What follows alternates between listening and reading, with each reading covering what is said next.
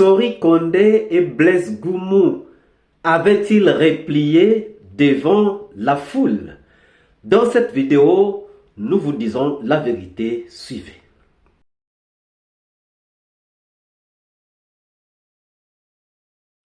Bonjour, bonsoir. Cela dépend de l'heure à laquelle vous regardez cette vidéo. Et bienvenue si vous nous découvrez pour une première fois. Encore un plaisir exprimé pour moi de venir devant vos écrans vous exposer les analyses de Soleil d'Afrique. Dans le procès des massacres du 28 septembre 2009, nous avons entendu beaucoup de choses se dire. La position des gendarmes, quelque chose de très capital. Pourquoi? Parce que les gendarmes étaient au stade pour le maintien de l'ordre. Mais ce qui va beaucoup plus nous intéresser, c'est la position des gendarmes délégués donc à la brigade anti-drogue.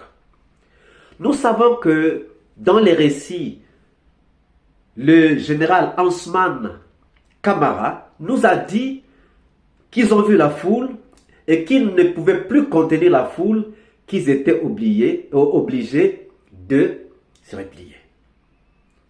Mais ils sont restés à côté pour observer ce qui s'est passé. Ça, c'est le récit de Ousmane Camara, qui était donc le commandant de la CNIS présent au stade. Par contre, du côté de la brigade anti-drogue, on va prendre deux versions. La version de Goumou et la version du colonel Sori Kondé. Donc ce jour, on est sorti, comme à l'accoutumée, on faisait notre patrouille. Moi, j'ai quitté le camp Alpha. Je suis allé à Anko 5, je suis allé vers Lambaye, parce qu'il faut déborder, voir est-ce que réellement il n'y a pas autre chose là-bas, parce qu'une fois à maintes reprises, nous tombions dans des embuscades, Lambaye, entre Lambaye et Nongo aussi, au pont là-bas. Les gens barraient toujours. Moi, je suis parti par là-bas, aboutir à Amdalaï. J'ai pris le chemin pour aller vers le stade. Mon ami Tegour m'a appelé. Il dit, tu vas où? Tu es où? J'ai dit, je suis maintenant sur la bretelle Amdalaï. Il dit, bon, ok. Moi, je viens là-bas. Je vais sensibiliser les gens là. Pour que, dans la mesure du possible, qu'ils acceptent de reporter même demain ou après-demain.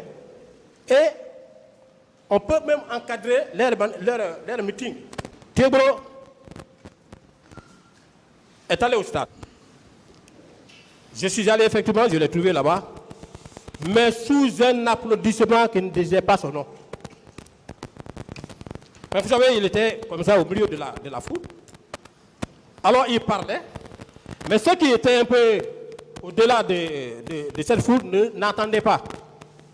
C'est ainsi qu'il est monté sur un pick-up. Il a commencé dès qu'il est monté, les gens l'ont vu, les gens ont commencé à applaudir. On est resté là. Ça, je vous assure, Monsieur le Président, jusqu'au jour d'aujourd'hui, quand je pense à ça, j'ai ce remords là sur ma tête. Parce que c'était ma première fois. Encore une fois de plus, ma première fois. Même pendant que j'étais dans les escadrons. Là, je faisais le maintien d'ordre dans les escadrons. Même pendant que j'étais là-bas, c'était ma première fois de me croiser sur un lieu de manifestation avec les bérets rouges de la garde présidentielle. J'ai regretté dans ma vie, jusqu'au jour d'aujourd'hui, je regrette. Parce qu'ils sont venus annihiler nos efforts.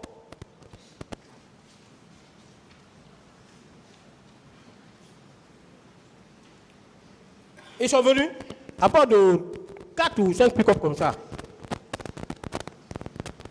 Ils sont descendus. C'est Toumba qui était devant. Toumba est descendu. Quand il est descendu, il s'est arrêté comme ça.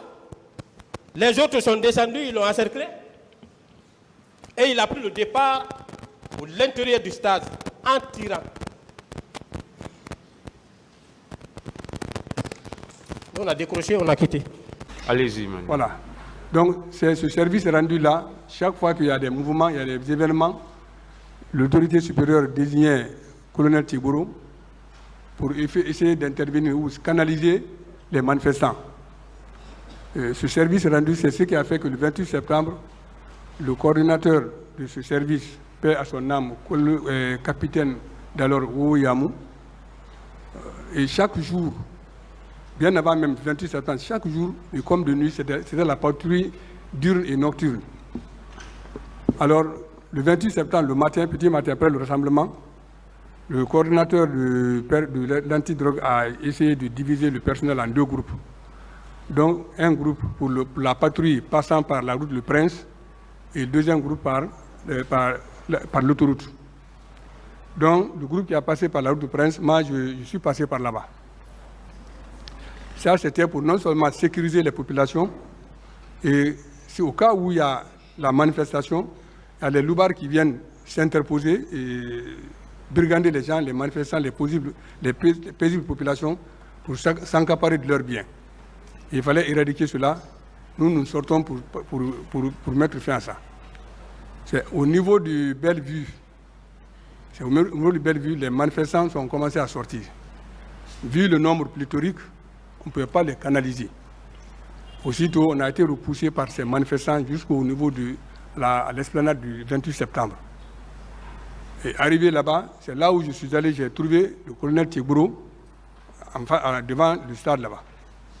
On a trouvé un dispositif de la CMS qui était sur place avec leur mamba. Mais à côté de la station, il y avait un monde fou qui était là-bas.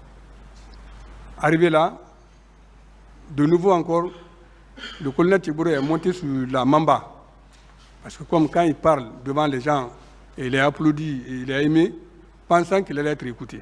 Au départ, les gens l'ont écouté, effectivement, ils l'ont applaudi, mais à un moment donné, ça c'était le pire maintenant là. Les cailloux ont commencé à pleuvoir comme des pluies. Et finalement, de justesse, lui-même qui était sur la mamba, les gens ont crié sur lui de descendre, de quitter. Alors aussitôt, on a tous quitté maintenant, et le dispositif qui était sur place, la CMS qui était là, on a été repoussé non seulement du côté Madina, il n'y avait pas de passage, les manifestants étaient là, côté Bellevue, les manifestants qui nous sont pourchassés sont venus par là-bas, et la route qui mène vers Dixon-Port, là-bas aussi il n'y avait que des manifestants. Et on a cherché à prendre la route de Donka. On s'est trouvé vers Donka, sur la route de Donka. Chemin faisant, on s'est rencontré avec quelques leaders. Mais à distance, moi j'ai vu le colonel s'entretenir avec quelques leaders. Là, les manifestants venaient pour la réception des leaders pour rentrer au stade. Aussitôt, le colonel s'entretenait, les cailloux ont commencé à pleuvoir. Finalement, le dispositif s'est retrouvé au rond-point Donka. Donc moi-même, je fais partie. Je suis allé là-bas et on a tous laissé le stade. Mais quand on a quitté seulement, les manifestants sont rentrés au stade. Quelque temps après, on est resté assis là-bas. Personnellement, j'ai entendu les coups de feu au stade. Entre-temps, comme on avait les radio Talki là, c'est à travers ça, nous avons entendu la communication que les bureaux russes sont arrivés au stade. Bon, comme notre mission, les consignes qui ont été données, c'est de secourir, que ce soit la police ou la gendarmerie, c'est de sécuriser les populations avec leurs biens. C'est ainsi que je suis revenu. C'est ainsi que je suis revenu, s'il vous plaît. Excusez. C'est ainsi. C'est pourquoi je vous dis de faire un effort, parce que même nous, on a du mal à vous comprendre. C'est ainsi je suis revenu encore, nous sommes revenus encore au niveau du stade. Mais avant qu'on arrive, on a trouvé une débandade. Là, parce qu'avec les tirs, les gens étaient traumatisés. Les tirs de sommation, les gens étaient trop traumatisés. De telle sorte que... Goumou dit qu'il avait été appelé par Tibouro. Il est venu avec son groupe. Sori Kondé dit qu'ils sont partis du camp pour le stade. Donc ce n'était pas comme Blaise Goumou l'a dit, qu'ils étaient en train de faire une patrouille et puis Tibouro les a appelés. La version de Sori Kondé est claire. Ils sont sortis de leur caserne pour le stade. Maintenant, Blaise Goumou dit que lorsqu'il a vu Toumba descendre venir avec son groupe, descendre, entourer et commencer à tirer, qu'est-ce qu'il a fait? Il a replié. D'abord, on trouve cela anormal. Pourquoi on trouve cela anormal? Il a été appelé par Tchekboro. Donc, il fait partie de l'équipage de Tchekboro, du groupe de Tchekboro. Tant qu'il n'a pas reçu l'ordre de Tchekboro de quitter, il ne peut pas quitter. Surtout que Tchekboro lui-même est au stade, mais lui, qui est venu appeler par Tchekboro, va laisser Tchekboro sans les ordres de Tchekboro et va replier, aller à la maison, s'asseoir. Ça ne marche pas. Ça ne colle pas. Ça ne colle pas du tout.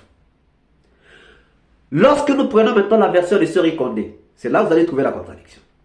Sori Kondé dit qu'ils ont vu la foule. Comme ils ne pouvaient pas contenir la foule, ils ont replié. Et c'est lorsqu'ils arrivent vers Danka qu'ils écoutent la radio. On dit que Toumba est venu avec les bérets rouges, qu'ils reviennent au stade. Regardez. Des gendarmes venus pour le maintien de l'ordre. Même si, c'est entre parenthèses. Devant la foule non armée, ils ont désarmé. Ils se sont repliés. Ils sont partis. Ça, c'est devant la foule non armée. Mais lorsqu'ils entendent qu'il y a des militaires, les bérets rouges, armés, qui sont venus au stade, et ils reviennent. Est-ce que vous comprenez ça? Vous avez en face de vous un adversaire qui n'est pas armé. Vous repliez. Mais lorsqu'on vous dit que là vous étiez, il y a maintenant des militaires armés qui sont là, vous revenez. Ils n'ont pas pu tenir devant la foule non armée, mais ils reviennent pour tenir tête devant donc les militaires armés. Ça ne colle pas du tout. Là aussi, ils se sont repliés sans l'ordre de Tchekboro. Donc, ils sont repliés laissant Tchekboro.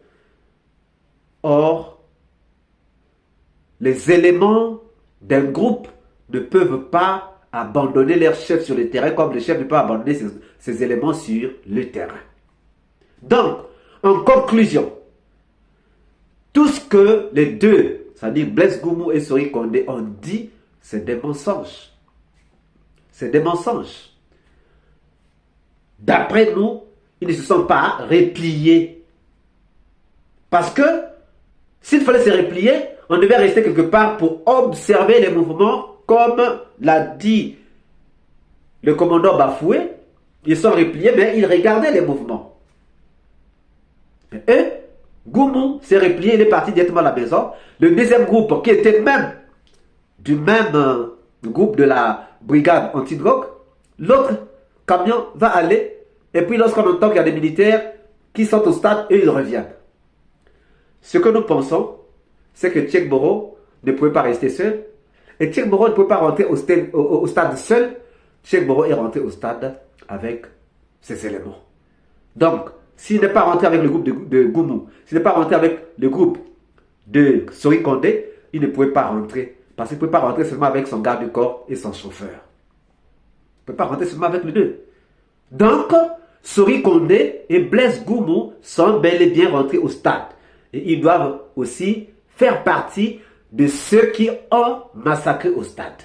Déjà, regardez. Sori Kondé dit que lorsqu'il a vu Toumba en train de pousser la foule à sortir, il se trouvait à l'entrée du stade annexe. Or, si vous regardez bien la position du stade annexe, être à l'entrée du stade annexe et puis voir Toumba qui est en train de sortir de l'autre côté, voir tous les mouvements de Toumba, c'est difficile, voire même peut-être impossible. Et puis, à la salle ou au stade annexe, là où s'est retrouvé, là où Sori Kondé dit s'être retrouvé, c'est là où se sont retrouvés les 54 corps qui ont été ramassés par Valentin Abba. Donc là-bas aussi, il y avait du carnage. Il faut que les Sori Kondé là, qu'on les regarde bien. Sori Kondé, on a toujours dit, ne pouvait pas être dehors pendant que Goumou était à l'intérieur de la prison. Pourquoi? Parce que les deux étaient des chefs de bord de deux véhicules différents, mais toujours de la brigade antidrogue. Que pensez-vous donc de l'implication de Sori Kondé et de Blaise Goumou? Nous attendons vos réponses dans les commentaires. Si cette vidéo vous a plu, ne manquez pas de laisser vos pouces bleus, de commenter et de partager. Si vous n'êtes pas encore abonné, c'est le moment pour vous de vous abonner. Surtout, ne pas manquer d'activer la cloche de notification afin d'être averti à temps réel de toutes nos prochaines publications. Quant à moi, je vous dis à très bientôt pour une nouvelle capsule. Ciao!